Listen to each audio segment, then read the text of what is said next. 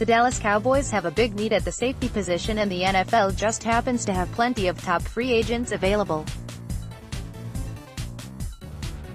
When free agency begins next week, Dallas will be among the top teams, being linked to the likes of Earl Thomas, Landon Collins, Eric Weddle and Tyrann Mathieu among others. However, a report from The Athletic's Calvin Watkins begs to differ. Watkins took to Twitter on Tuesday to report the Cowboys are actually not interested in Earl Thomas or Landon Collins. He also mentioned they're not looking at recently released Eric Weddle. "Let's clear this up now." A source tells at The Athletic DFW Cowboys have no interest in Earl Thomas or Landon Collins. The financial price is too steep. This isn't new news. Now, Cowboys also have no interest in Eric Weddle either. Price is everything. With Thomas seeking more than $15 million per year, it's only logical to think the Cowboys will have a tough time getting any of these top safeties to wear the star in 2019 and beyond. However, I simply do not buy a report saying the Cowboys aren't interested in these guys. The Cowboys have been trying to get Earl Thomas on their team since last year, when they tried to trade for him with the Seattle Seahawks. For months, we've been hearing about the mutual interest that exists between both parties. The team met with Thomas's agent last week during the NFL scouting combine. Even if it was nothing but an informal meeting, they met. As John Williams put it on Twitter, "This is misinformation season." Wasn't it last year when the Cowboys weren't going to spend money in free agency and then went ahead to offer Sammy Watkins big-time money? Haven't we seen enough inaccurate reports this time of the year to know we shouldn't take them as indisputable truths? Now granted, in a bidding war for Earl Thomas, the Cowboys are likely to be on the losing side when the time comes. Teams with a much better cap situation will be in the mix, including the San Francisco 49ers, who have over $67 million available according to Over the Cap. Push comes to shove, Dallas won't be in a comfortable position to offer more than other teams. Not with such a long in-house to-do list of players waiting for big-time extensions. But not being interested is another thing. The Cowboys have a big need at safety, and they'll surely look at all their options, including the top free agents in the market. With such a free agent class, waiting until the NFL draft to find a safety would be a huge mistake for Dallas. Without a first-round pick, they'll have fewer chances of properly addressing other positions of need, and frankly, there are very good safeties even after the Tier 1 guys like Thomas and Collins. https://twitter.com/tomplisarrow/status/11029884548608614440. Not to mention, thanks to Xavier Woods' versatility, the Cowboys will have the opportunity to target any safety they want. Woods can play in both safety positions without a problem. With free agency ready to begin next week, I won't be surprised if the safety market takes a while to take off. With so many quality players available, they might wait on each other to set the value for what has been a slow market over the last few years. What I don't expect to see is the Cowboys being uninterested on a player they've been targeting since last season and on other top safeties who would help the defense a ton. The cap space is an issue, but the front office will have ways to work it if they really want to make a run for any of these free agents. 2019 free agents: Earl Thomas, Landon Collins, safety Troy Wayritten. USA Today Sports. As free agent news around the NFL slowly speed up while front offices and free agents meet each other in Indianapolis during the scouting combine, the latest on safety Earl Thomas has led many to believe he won't be in the Dallas Cowboys' price range. Although Dallas is in a complicated salary cap situation with so many young stars awaiting their respective contract extensions, assuming the Cowboys won't be in the mix to sign Earl Thomas is flat out wrong. The Cowboys have already met with Earl Thomas's agent, although said meeting is said to have been casual, as teams are still not allowed to enter official negotiations with free agents. However, Clarence Hill's report on Thomas wanting to become the highest-paid safety in the league has many ruling out the Cowboys as a potential landing spot for Thomas. Hearing Earl Thomas is looking for $15 million average salary. That might be too much for the Cowboys' liking. First of all, it's worth pointing out that a player naming a price doesn't guarantee he'll get paid what he wants by any team. But let's talk about what Thomas's unwillingness to give a hometown discount means for the Cowboys and their pursuit for the All-Pro safety. You see, I don't believe the story has changed that much due to these reports. Is it really a surprise that Thomas is looking for a top contract? Isn't that what all the drama was about when he was holding out last season?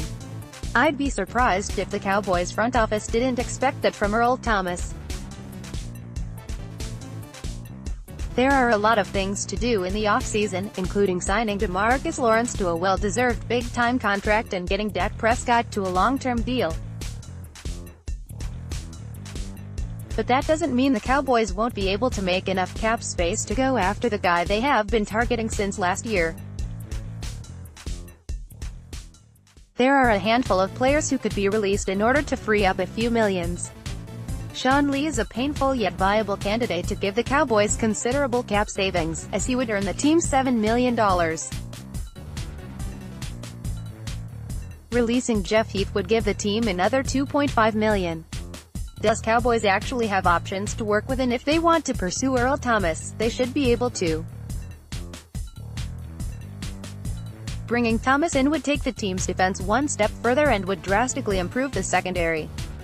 With him playing next to Xavier Woods, whose success was apparent in 2018, the Cowboys would have themselves another dynamic duo on defense. The real challenge for the Cowboys will come if a bidding war breaks out between other NFL teams once March comes around. Thomas will surely attract a lot of attention, and for good reason. He's one of the best at his position in the NFL, if not the best. Right now, though, I don't believe Thomas is out of the Cowboys' range. Their reason for their big interest on Thomas, and I'm convinced they knew as well as anybody that he was looking for a top contract. Don't expect them to back down in their pursuit just now. Año después de dejar el emperador por la cabina de ESPN, Monday Night Football, Jason Witten anunció su regreso al equipo que lo seleccionó en el NFL Draft del 2003. Los Dallas Cowboys dieron la inesperada noticia el jueves de esta semana. Es un regreso de sentimientos encontrados, pues tiene tanto aspectos buenos como aspectos malos. Sin embargo, el regreso de una leyenda de la magnitud del futuro miembro del Salón de la Fama es difícil de aceptar sin los brazos abiertos. Witten se retiró tras una decepcionante temporada en 2017 cuando se le presentó la oportunidad de tomar el viejo trabajo de John Gruden como analista de color para ESPN. A diferencia de Tony Romo, Witten recibió muchas críticas por su desempeño en el área a lo largo del 2018. Durante la temporada pasada, Ben Rogers de 105.3 The Fan reportó que Jason Witten había estado muy cerca de hacer su regreso a la NFL a media temporada. Muchos lo descartaron rápidamente, pero hoy todos lo han aceptado y se ha dicho que efectivamente, el regreso del Witten tendrá 37 años de edad cuando comienza la temporada y llega en un momento en el que los Dallas Cowboys tienen una clara necesidad por un tight end para la temporada 2019.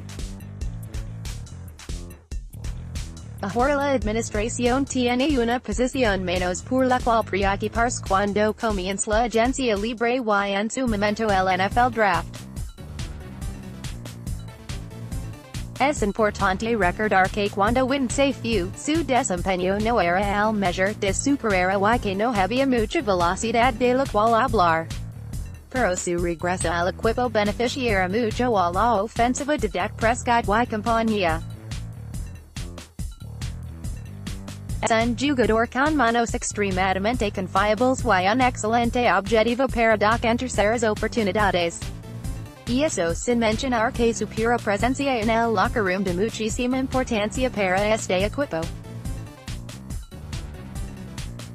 Sobra su regreso, Witten menciono que estaba emocionado por llegar a un equipo con estrellas emergentes y que quería llevarlos al Super Bowl. Lo malo, lamentablemente, por más que la afición de los Cowboys mi idolatra Jason Witten, es un movimiento con aspectos negativos también. El año pasado, los tight ends Blake Jarwin y Dalton Schultz mostraron un progreso a lo largo de la temporada. Regresar a Witten implica frenar un poco ese desarrollo para darle tiempo de juego a un veterano que podría estar en su último año de acción. A pesar de no haber tenido tanta predicción en la temporada, se anticipa que la ofensiva de Kellen Moore utiliza más a los tight ends que la de Scott Linehan. Algunos reportes no oficiales indican que Witten estuvo dispuesto a regresar por 25 llegadas por partido, pero ya veremos que tan cierto es eso cuando comience la temporada en septiembre. Yo esperaría que efectivamente, no veamos a un Jason Witten acaparándose del 100% de las llegadas ofensivas. Con un poco más de edad y prospectos jóvenes desarrollándose detrás de él, me parece que los Dallas Cowboys tendrán un comité de tight ends al comenzar la temporada. Lógicamente, Witten sería el titular pero a diferencia de años anteriores, veríamos al resto de los tight ends mucho más involucrados. Witten regresa con un contrato de un año por $3.5 millones que, incluyendo bonos, puede llegar a valer hasta 5. Es una noticia emocionante para los Dallas Cowboys y ver a Jason Witten con el uniforme una vez más es algo que no podemos esperar.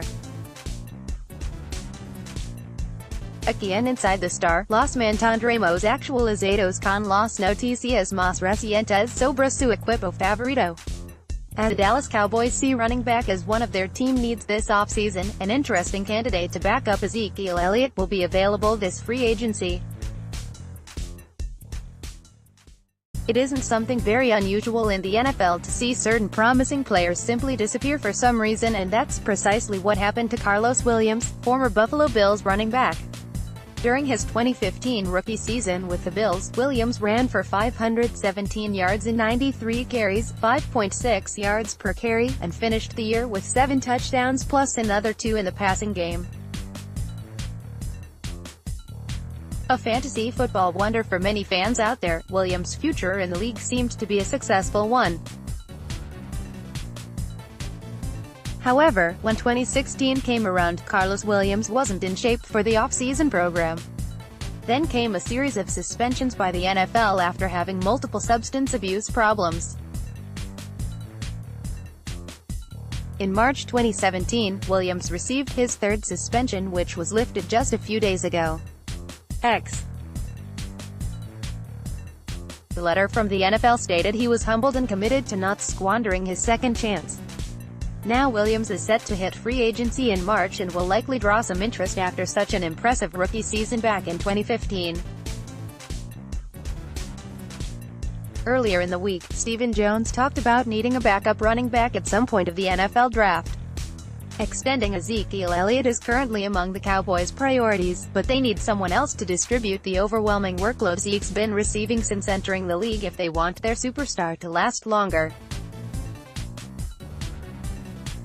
Cowboys VP Stephen Jones was asked about Dallas' biggest draft needs.